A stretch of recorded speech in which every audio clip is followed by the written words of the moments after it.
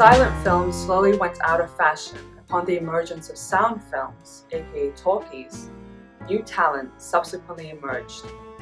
1930s Hollywood did a full 360 to service the production of sound films. Now a new set of requirements were needed for somebody to become a Hollywood star. The beginning of 1930s cinema introduced a different type of female protagonist. Complicated, individual women with an agenda of their own, with feminist qualities, was sure to keep everyone in the cinema on the edge of their seat. Everybody loved Norma Shearer on the big screen, as she was one of the first actresses to bring the femme fatale type character into fashion. She was the third ever winner of the Oscar for Best Actress in 1931. However, not everybody loved her off-screen. The theme of nepotism and her lack of physical attractiveness was ever present in her life. Her slightly cross-eyed, bright blue eyes and strong legs were criticized by many. Nevertheless, she persisted for many years to secure a contract with the big companies. It was a long and difficult road for Norma to get her foot in the door. The native Canadian moved to New York City and tried her hand on Broadway and modeling, but film was her calling, and she starred in a 1921 B-movie called The Stealers. This earned her a contract offer from Louis B. Mayer, Irving Thalberg, and MGM. By 1925, Shearer's career skyrocketed, and she was getting first billing. That same year, Shearer, then 23, and Irving Thalberg, the vice president of MGM, started their highly judged relationship. 2 years later, they married.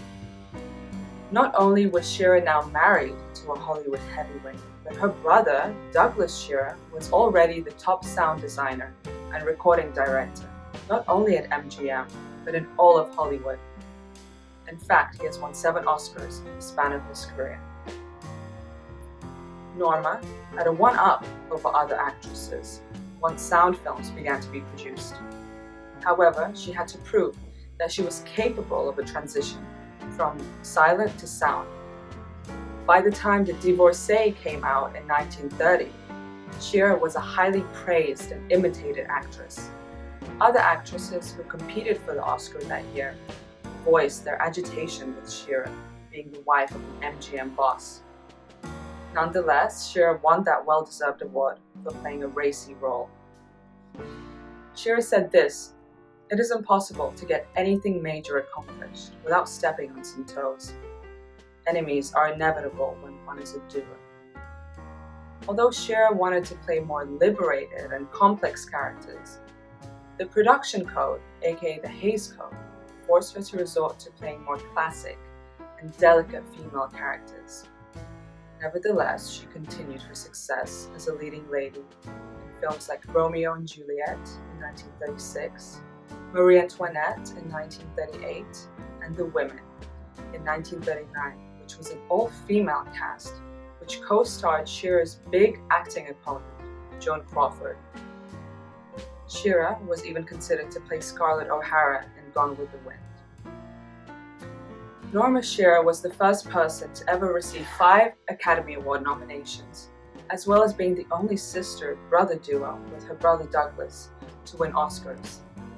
Norma Shearer is one of the first leading ladies in Hollywood who pioneered female characters to be more provocative and liberated on film.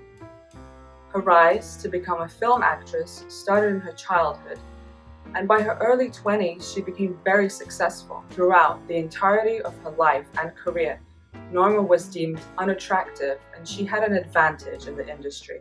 In taking this award, I feel I'm sharing it with the directors and the writers and the fellow actors whose encouragement made possible whatever degree of success I may have attained. I should like to uphold the position of my sex, but for once a woman is at a loss for words to tell you just what this statue means to me. But those that really know her life story understand that her dedication and passion for acting is what made her iconic.